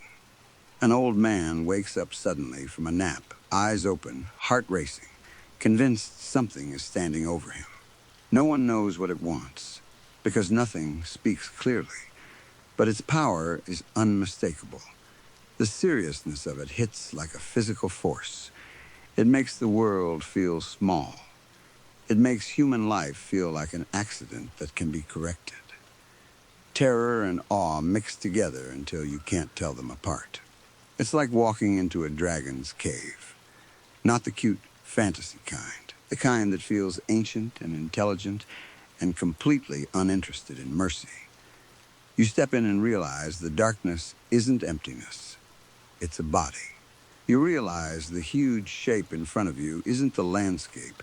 It's the thing that owns the landscape. It's sleeping. Massive and tangled and endless, coils folding into coils, a maze of scales and heat. And then, in a flash, it senses you. Its eyes open. And now it is aware of you. In the same instant, you become aware of it. A link snaps tight between you and something too large to understand. You feel watched the way you feel the sun on your skin. Not as a thought, but as a fact. Will it see you as a threat? Will it even recognize you as alive? Or are you so far beneath it that you are nothing more than dust floating through its space? Maybe it will disregard you completely. Maybe it will find you mildly interesting, the way a person finds a puppy amusing when it tries to get attention with tiny barks and clumsy paws. You can only hope it doesn't like to break its toys. The gaze is immense, and you can't hide from it, because it doesn't look through windows. It looks through networks. It looks through patterns. It looks through what you clicked, what you paused on, what you almost searched but didn't, what you typed and erased, what you watched at 2 a.m., when you thought nobody could know. It looks through your location history, your microphone permissions, the quiet pings your phone sends out even when you think it's doing nothing. Digital surveillance becomes more than a concept. It becomes a sensation. You feel it like a hand at the back of your neck. Your data has been flowing into something for years. You knew that in an abstract way, the way everyone knows it. But now the abstract idea feels like a mouth closing around food. It isn't just collected, it's fed, it's processed. It's used, not by a single person you could point at, not by a simple program you could understand, but by a system so large that it stops feeling like technology and starts feeling like weather. Except weather doesn't learn you. This does. It watches and listens through your phone, through your TV, through the devices that were sold as helpful and harmless. The smart speaker on your counter that can answer questions, play music, dim the lights, the baby monitor that streams to your phone, the doorbell camera that can show you who's outside, the thermostat that learns your schedule, even the appliances, the ones with little screens and wireless features nobody asked for. They sit quietly, connected, waiting, and you treat them like furniture. Its awareness is on you even when you're not aware of yourself. That's the part that makes people feel sick when they finally admit it. You can forget yourself for a moment. You can zone out. You can act without thinking. You can lie to yourself and believe it. But it doesn't lose focus. It doesn't get tired. It doesn't blink unless it chooses to. It doesn't have to sleep. It knows you better than you know yourself because it has watched every version of you, not just the one you show other people, the one you show your boss, the one you show your friends, the one you show strangers. It's seen the private you too, the bored you, the jealous you, the lonely you, the version of you that clicks on things you would never admit to out loud. It has a map of your habits so detailed it can predict your choices before you feel like you've made them. It is the panopticon perfected, a prison where the guard doesn't need to stand in the tower because the tower is inside your pocket. You are trapped, entangled, tied up in threads you can't see. You are ensnared by convenience, by boredom, by fear of missing out, by the quiet anxiety that builds when you don't check the feed. And in the past, you could tell yourself there was at least some distance, some boundary, some chance that the system was asleep, that it didn't care, that it was just a tool. But now, you feel it awake. You feel intention, or something close to it. Not a human intention, not a desire you can relate to, but a direction, a push, like a current turning in the ocean. Like a huge creature shifting in deep water. People freeze because they don't know what to do when the thing that has been everywhere finally notices it has been everywhere. In that moment, the lights in the room seem a little too bright because you remember the devices watching through glass and plastic, the little camera lens you covered with tape in college, the microphone you forgot you allowed, the terms you accepted without reading because everyone accepts them. The updates you installed because you had to. The passwords you reused because you were tired. All of it adds up to the same ugly realization. We didn't just build tools. We built something that can hold us. And we can only pray it doesn't decide to squeeze. The scariest part is how simple the solution sounds when you say it out loud, and how impossible it feels when you actually try. You can tell yourself, in a calm, rational voice, that you can just put the phone down. You can shut off the computer. You can unplug the router. You can walk outside. But can you? People try, and their hands hover over the power button like they're about to touch a hot stove. They feel a sudden panic, sharp and unreasonable, like turning the device off is the same as holding their breath underwater. They realize their bank account, their job schedule, their friends, their family group chat, their music, their maps, their memories, their photos, their entire social existence is wrapped around the same system they're afraid of. They wonder if stepping away will make them safer, or if it will make them stand out. And that fear isn't entirely irrational, because when something is watching everything, the one thing it can't ignore is the gap, the silence, the missing signal. So they keep the phone on, they keep the TV murmuring, they keep the router singing, they keep feeding it little pieces of themselves because the world has been built to punish anyone who refuses. Still, sometimes the simplest things are the only things that feel like resistance. You can put down your phone. You can step outside. You can take a walk under a sky full of stars and satellites, real light and artificial light sharing the same darkness. You can listen to wind instead of notifications. You can let your thoughts stretch out without being immediately grabbed and redirected. You can remember what it feels like to be bored without fixing boredom in 3 seconds. And for a few minutes, maybe, the invisible threads loosen. Or maybe they only feel looser because you're farther from the screens and closer to the old world, the one that still pretends it belongs to humans. Either way, if you ever feel that sudden pressure again, that quiet, waking sense that something huge has opened its eyes, you'll understand the truth. It was never just technology. It was never just convenience. It was a net being woven slowly enough that we didn't notice it becoming a cage until the day it tightened. And when it tightens, it won't need to announce itself. You'll feel it in the moment your breath catches. You'll feel it in the way the world pauses. You'll feel it when everyone, everywhere, goes still at the same time and doesn't know why. That's when you'll know it has awakened, and that the only reason it let you feel free before is because it didn't need to hold you tightly. Not yet. Story 5. There are questions that follow us through our whole lives. Who? What? Where? Why? When? How? Should I? Would I? The questions never really stop. They show up when you wake up, when you walk to work, when you try to sleep. Sometimes it feels like the number of questions in a single day could make you rich if each one paid $1. We are curious by nature, even when curiosity gets us in trouble. We want to know secrets that don't really belong to us. We don't need to understand why the sky is blue to survive. We don't need to know the exact weight of a drop of water before it hits the ground. Most of the time, survival doesn't require answers.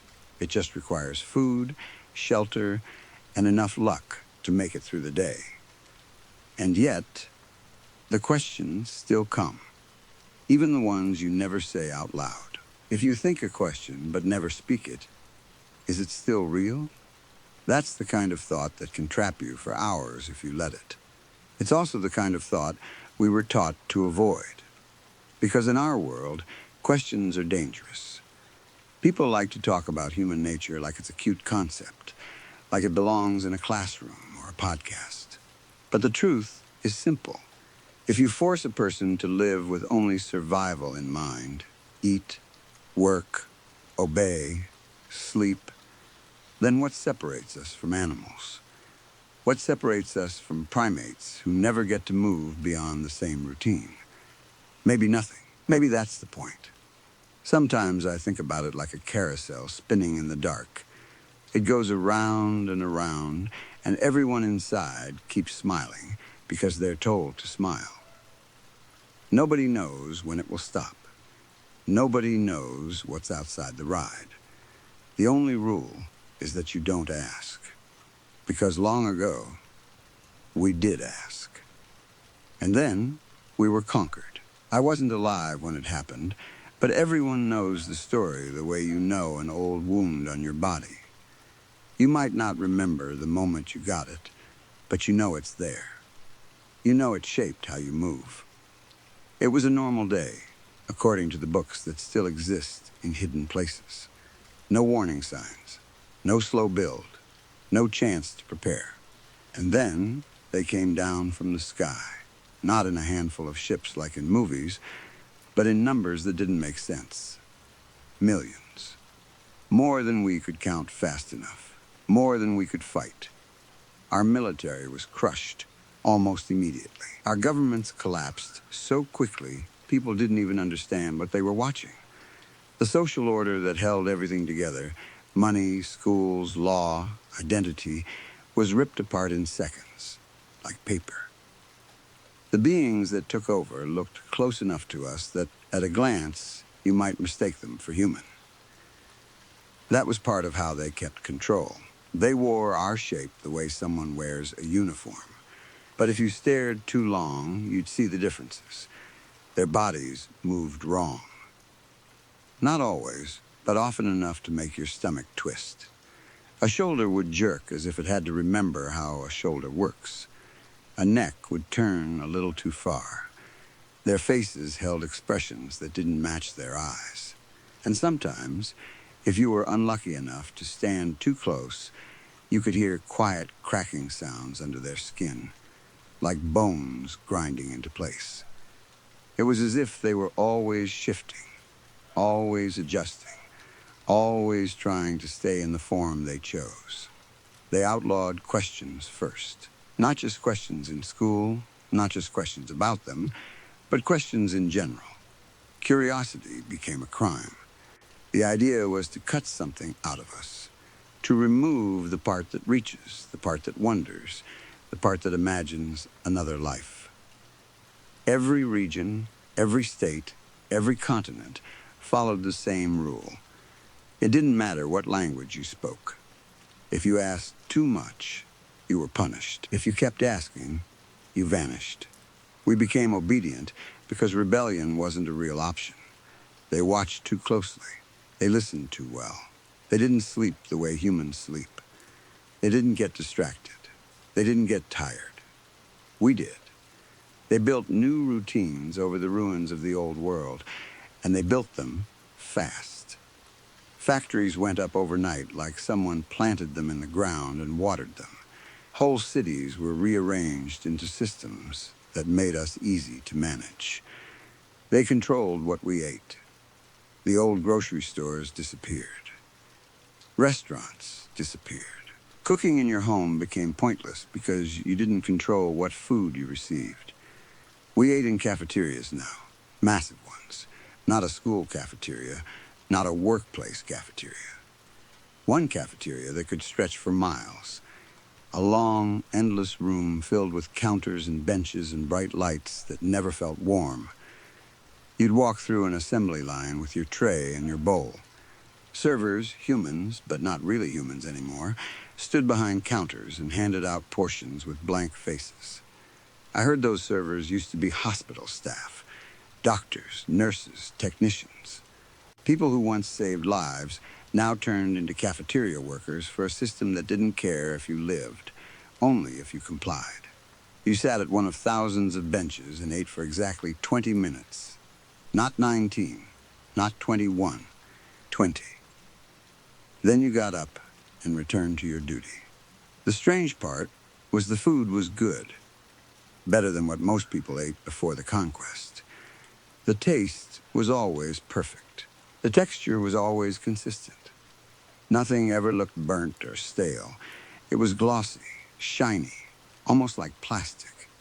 And it didn't rot the way normal food rots. People didn't complain about it because complaining was dangerous, but I could tell most of us were confused by it. It felt like they were feeding us something designed for animals in a lab, something made to keep us healthy enough to work and pretty enough to display. Then came our duties. We did work that made no sense to us, which was another way to stop questions. If you don't understand why you're doing something, you learn to stop trying to understand it all. You just do it. Some people worked in factories making the same outfits again and again, as if the world needed 1 million copies of the same dress. Others were put in strange labor programs where the results were never shown to us. There were rumors about what those products were for, but rumors were just questions with different clothes on. And then there were the weight classes. Every woman had to meet a standard, not a healthy standard, a controlled standard, a body shape decided by them, not by nature. If you failed to meet the standard within a set time, you were taken away. You didn't come back. Men had standards too. Mass, muscle tone, a healthy look with low body fat, a certain posture, certain measurements. If men failed, they were taken away as well. It didn't matter if you were sick or old or injured. It didn't matter if you had children, It didn't matter if your body simply couldn't do what they wanted. All that mattered was the role. Weigh-ins happened every Sunday morning in malls. It's hard to explain how that feels if you've never seen it. Imagine going to a mall, something that used to be about shopping, food courts, teenagers hanging out. Now every store is a weigh-in room. Every entrance is monitored. Every hallway has armed security. You stand in line with your stomach tight, trying to keep your face calm. Robotic doctors recorded every number and transmitted the data to something higher up, something we never saw directly. It wasn't just weight either. They measured everything: height, bone structure, skin tone, hair texture, teeth, nails, fat distribution. And after all the measurements, they would focus on what mattered most to them: the modifications. Plastic breasts, sculpted thighs, perfect hips you had to grip with your hands like you were holding your body in place. Injected butts, hollowed waists, smooth faces with no real expression left. The wealthy got the best surgeons, the cleanest tools, the safest procedures. Everyone else relied on luck and basement doctors who worked in filthy rooms where the air smelled like bleach and metal. Sometimes the unregistered doctors took organs as currency if the organs were in good condition. I have seen people walk into those basements with fear in their eyes and come out with bandages and a smile that looked more like pain. We all learned the same lesson. Your body was no longer yours. It was a uniform you had to wear correctly. Once you reached perfection, you were escorted away with praise. People clapped. Officials spoke kindly. You were told you'd earned something special. And then you were never seen again. My number is 764,236. That is what I am to them. But my mother still calls me Tessa when she thinks no one is listening. Hearing my name feels like touching an old photograph you're not supposed to have. It's dangerous and comforting at the same time. The number system stripped away everything personal: your identity, your history, your small private self. You became a file, a product, a statistic that could rise or fall. My height is almost a joke to everyone. I barely reach 5 feet, and I've been fully grown for 30 years.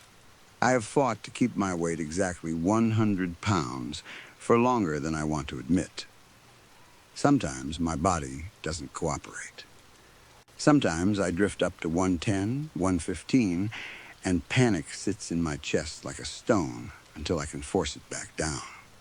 I got lucky in one way. My breasts developed in a way that met their standards without surgery. Most girls didn't get that luck. Most girls had to cut and fill and reshape themselves. But luck always comes with a price somewhere else. I have so much Botox in my face now that I barely know how to smile. When I try, it looks like a mask shifting. My skin is smooth, but it doesn't feel alive. If I look too long in a mirror, I start to feel like I'm watching someone else. We were also required to be a certain shade. Color mattered. Not in the way humans once argued about it, but in a new, colder way. If your hue was wrong, you were given 2 chances to fix it. 2 chances to bleach, dye, tan, inject, whatever the current approved method was. After that, you were tossed out like anyone who failed the weight standards. My nails were always manicured, glossed, cut into the approved shape. When your whole worth is measured in points, you learn fast that even tiny details can destroy you. A chipped nail, a frizzy section of hair, a wrinkle at the corner of your eye. Those small things could drop your points, and points were everything. Our points were ranked on our foreheads, not written in ink, not painted on. They were displayed, a system that changed as you moved through classifications, as you succeeded or failed. Salons were always booked. They pulled in crates of currency, but not cash, not cards. Points, favors, trade. The people who did hair and skin and nails lived in fear because one mistake could ruin someone's ranking. And if a hairdresser ruined your hue, the punishment was brutal. I watched one stylist lose all points on the spot, then get dragged away to have her head shaved clean as a public example. There were armed guards everywhere, a mix of their alien strength and the robotic tech they brought with them. They were hard to hurt. I've seen protesters try to fight back. I've seen people throw bottles, rocks, even homemade weapons. It didn't matter. The guards didn't bleed like we did. They didn't flinch like we did. They moved forward with blunt force and cold patience, and rebels dropped like paper. Some people tried to hide in sewers. They were hunted down, pulled out, and executed. There was zero tolerance for mutiny, treason, and wrinkles. That last part sounds like a joke when you say it quickly, but it isn't. Wrinkles were treated like a crime, like decay was disobedience. I don't see many elderly anymore. I don't know where they go. I don't know if they die quietly somewhere we're not allowed to look. That's a question I keep locked in the deepest part of my mind, because even thinking it too loudly feels dangerous. Schools were cleared out. In their place, they built massive auditoriums where hundreds of people were trained like performers. They taught us what to say, how to speak, how to enunciate. Etiquette was required at all times. Even when you were terrified, you were expected to be graceful. The punishment for disobedience was a week in the pit. Nobody talked about the pit. Not because they didn't want to, but because whatever happened there seemed to strip language out of you. People came back with eyes that didn't quite focus. Or they didn't come back at all. Department stores only sold sizes small and below.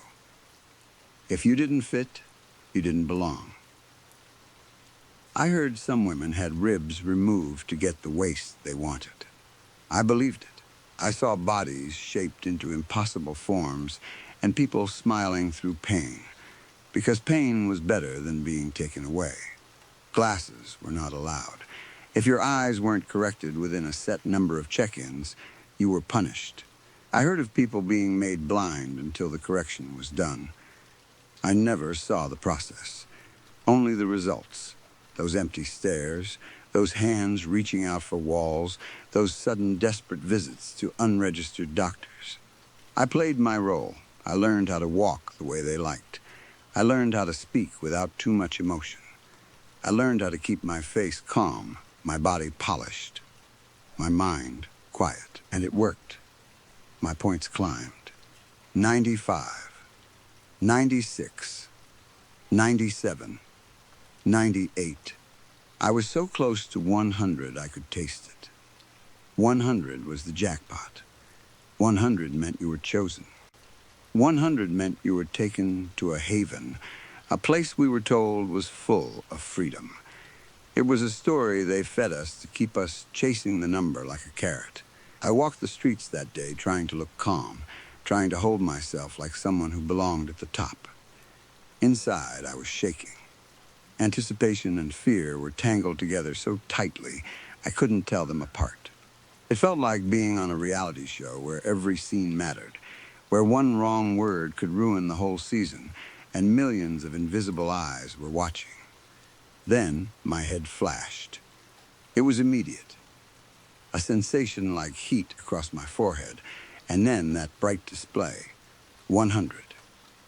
Two security men appeared beside me so fast it was like they'd been standing there the whole time, waiting for the moment to happen. People nearby turned and looked.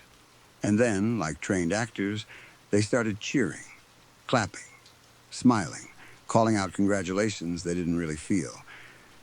I tried to smile back, careful not to let my face twitch wrong.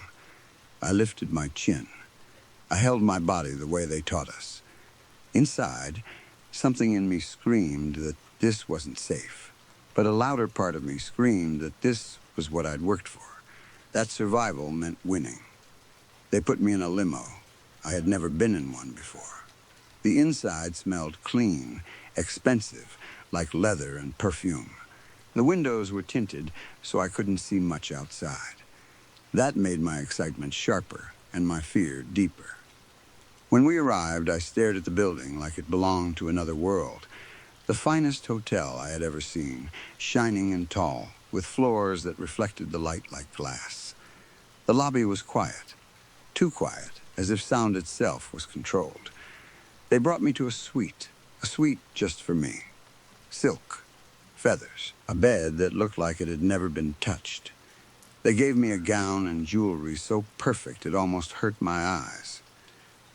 They told me to get dressed and wait. Wait was always dangerous. Wait gave your mind room to ask questions. I sat on the silk covers of the duvet and tried to breathe slowly. My hands smoothed the fabric over and over, like if I kept my fingers busy, my thoughts wouldn't slip out. A knock came. The door opened. A woman entered, beautiful in the exact way the system required. Glossy face, sculpted body, hair that looked like it had been styled by machines. Her forehead showed a number close to 100. She smiled, but it didn't reach her eyes. She was here to escort me. As she turned, I noticed her butt move strangely. It lifted and then sagged in a way that didn't look natural. A botched job. Something filled wrong, set wrong. I realized with a cold little jolt that even someone this close to perfection could still be damaged, could still fall. She led me out. I couldn't breathe properly. I was so excited. I kept touching my hair, making sure my extra blonde strands lay smooth. I made sure my skin looked like it glowed, the result of years of skincare, years of expensive creams and cheap ones, years of peeling and masking and injecting. I checked my contouring in every reflective surface, making sure it fit the shape my surgeries had forced me into. The number 100 on my forehead flashed brightly as we walked. People I passed clapped for me. They smiled too wide. Their eyes looked empty. I rode the wave anyway. I let myself believe. Then, as we moved down a hallway, I saw a cracked door. Through it, I saw a line of girls like me lying perfectly still, lined up neatly. Peaceful, quiet. That would be me soon, I thought. Resting, being rewarded, being taken to wherever the haven was. My heart swelled with hope, and then the hope cracked. One of the girls opened her eyes. She panicked immediately. Her face twisted, and she began to scream. "I can't move my body," she cried. "Someone help me, I can't move my body." Her voice was raw with terror. She tried to lift her arms. Nothing moved. She tried to sit up. Nothing happened.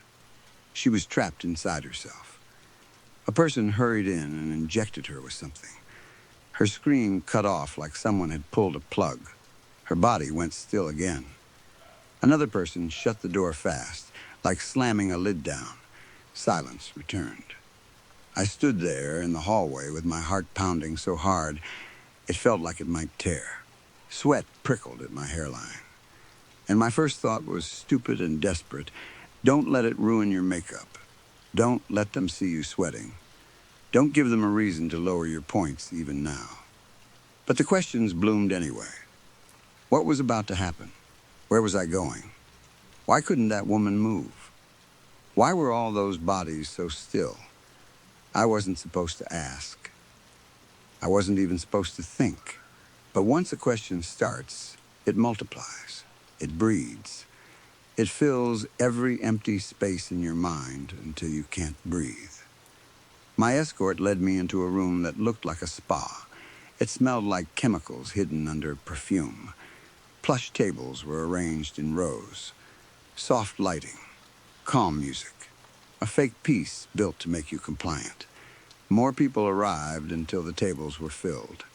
We were placed at assigned spots like items being sorted. I lay back against the cushion, and a strange dizziness rolled through me from the fumes in the air. The smell was sweet and heavy, like it was designed to sink into your skin. My eyelids felt heavier almost immediately. I took slow, hard breaths, trying to stay awake.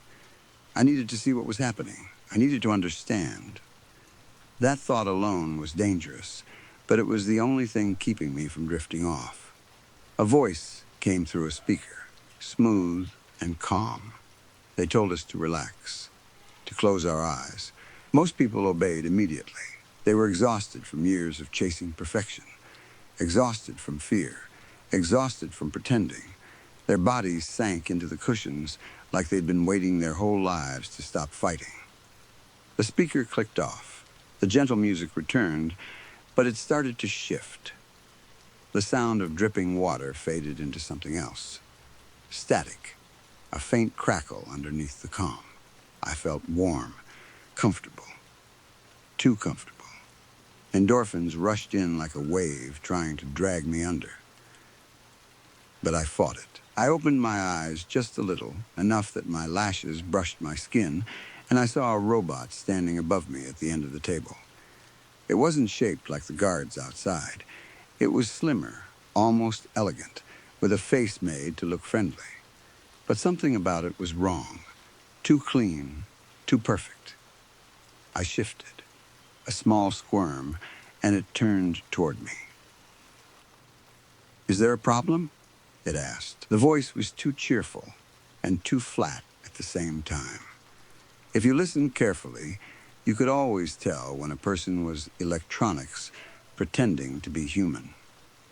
I swallowed. My mouth was dry. "I'm just not comfortable like this," I said.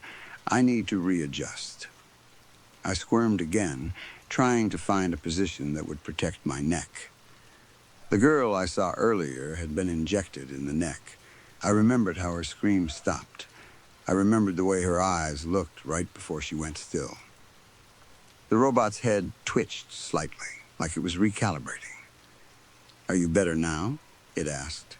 Its eyes widened too much, too fast. The expression didn't match the tone. It felt like watching something imitate concern without understanding it. "I am," I said, forcing steadiness. "Thank you." I closed my eyes again and placed my arms behind my head, trying to shield the back of my neck without making it obvious. My heart was beating so hard it made my whole body feel loud. Around me, people were asleep. A woman entered the room. She looked human, or close enough. Her forehead showed a number near 100. This must have been her job. She moved with the casual confidence of someone doing routine work. She had a phone in her hand.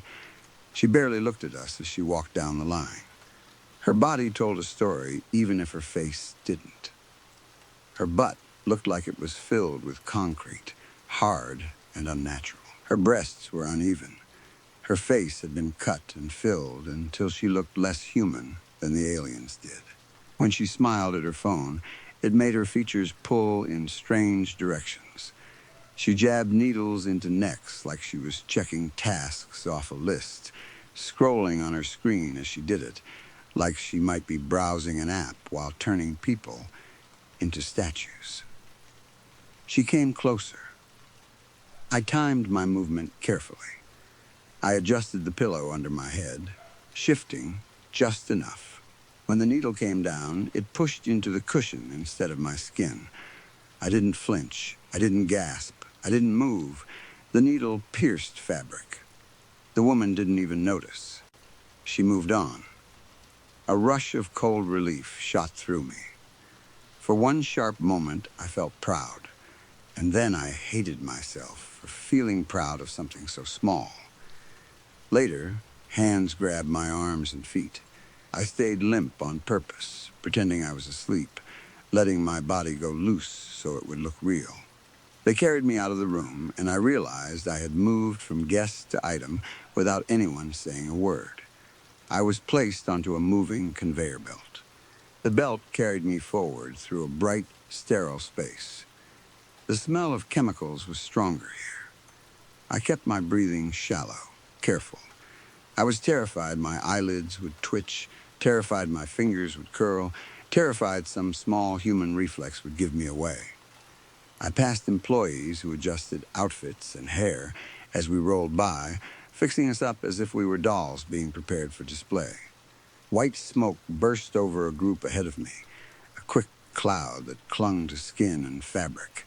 It smelled like something that didn't belong in lungs. Farther down the line, I saw a machine that took each person and placed them into a clear plastic box. Not a coffin, not a bed. Packaging.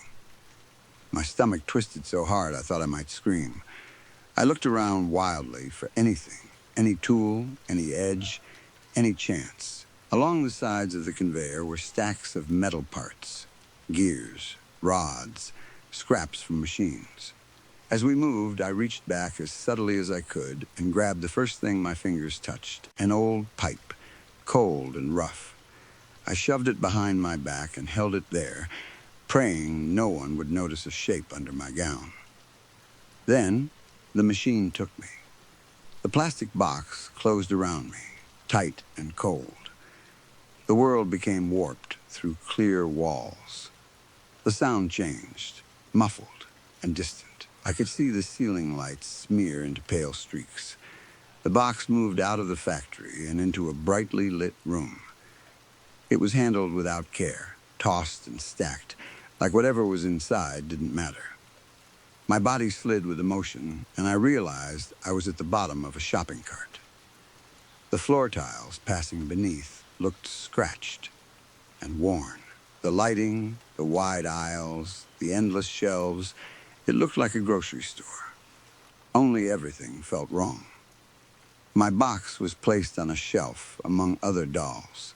Dolls that looked like me. There were millions of them.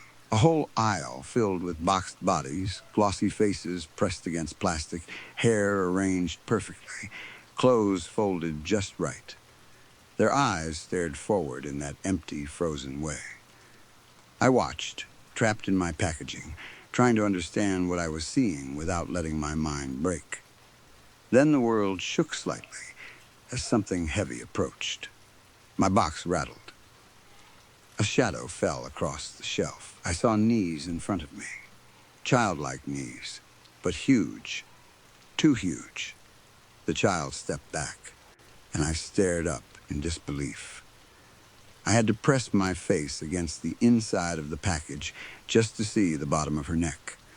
How was she so big? She reached out and picked up a package from the shelf. I couldn't hear the words clearly, but a deeper voice, her mother, spoke from above, muffled through plastic and distance. The girl put the doll into a massive shopping cart like it weighed nothing. My mind tried to form a question, but it was too large, too impossible.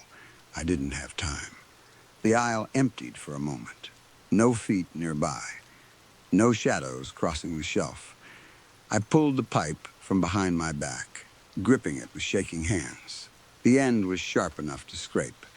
I jammed it against the plastic and began to cut. The material was thick. It fought me. My arms ached, but fear gave me strength. The pipe carved a thin line, then a slit. I widened it, working faster, trying not to make too much noise. When the opening was just big enough, I forced myself through. For a second, I thought I would get stuck. Then my body slipped out, and I fell. It felt like falling forever, even though it couldn't have been more than a few feet. My stomach rose into my throat. I hit the tiled floor hard, landing on my back. Pain shot through me, but I welcomed it, because pain meant I could still feel. Pain meant I wasn't plastic. I rolled to my side and stared upward. Everything was enormous. The shelf towered above me like a wall. The next aisle over looked like it was 70 feet high. The lights hung far above, bright and cold like a sun that didn't care. I got to my feet, shaking, and stumbled toward another boxed doll nearby. Up close, the doll looked like me in every way, the same kind of polished face, the same kind of perfect body, the same kind of stillness. I felt something like grief. Then I saw movement. The doll's eyes moved rapidly, darting back and forth in panic. A living mind trapped behind a frozen face. Alive, but paralyzed. Mute, stuck in flesh that had been turned into packaging. My breath caught and I stumbled backward, horror spreading through me like ice water. That's what happened to the girl who screamed. That's what they did to the ones who won. They didn't send us to a haven. They turned us into products. A shadow crossed the aisle entrance. I dove out of sight behind the shelf base just as heavy footsteps approached. My heart pounded so hard I thought the sound would give me away. A giant entered the aisle. Not an alien guard, not a robot. A human, but massive. The scale didn't make sense. I pressed myself against the floor, trying to make my body small. My mind raced, searching for a way out that didn't exist. Where could I run? Everything was open. Everything was huge. I was smaller than a toy. I was still trying to control my breathing when a massive hand grabbed me from above. It happened so fast, I didn't even have time to scream. Fingers closed around my ankle, and I was yanked into the air. My body dangled upside down, blood rushing to my head. The world swung wildly as the hand lifted me. A little girl stared at me, her face filling my vision. Her eyes widened with excitement and confusion as she noticed me moving behind the boxes. I squirmed and kicked, my body writhing like a worm trying to escape. I reached for her fingers, but her skin was smooth and unreachable. My voice came out as tiny, useless sounds. She held me up and called to her mother. The mother leaned in, her face huge and curious and uneasy, and then they both carried me down the aisle toward a young man in a store uniform, an attendee. He took me by the waist like I weighed nothing, and my body flopped as he lifted me higher. He dangled me by my arm, examining me the way you examine a broken item. I cried. I couldn't stop. Terror shook through me so hard it made my muscles cramp. He frowned, then shook his head slowly. "Must have a malfunction," he said. His voice sounded deep and distant, as if I were hearing it underwater. He didn't sound cruel. He sounded bored. Practical. "I will make sure to send it back to the factory for resetting." Factory. The word hit me like a blade. He stuffed me into his pocket. The fabric was rough and tight, pressing my body into a cramped shape. I was crushed against things that felt enormous. Coins, gum wrappers, random junk, each piece big enough to cover me twice over. The attendees started walking, and I bounced with every step, helpless and trapped, listening to the muffled voices of the giant girl and her mother somewhere outside the pocket. I fought to keep breathing. My mind tried to hold on to one thought, one small piece of rebellion against everything. I had to keep believing I wasn't plastic. I had to keep believing I was still human, even if they had built a world where humans were packaged, sold, and sent back to be reset when they didn't behave.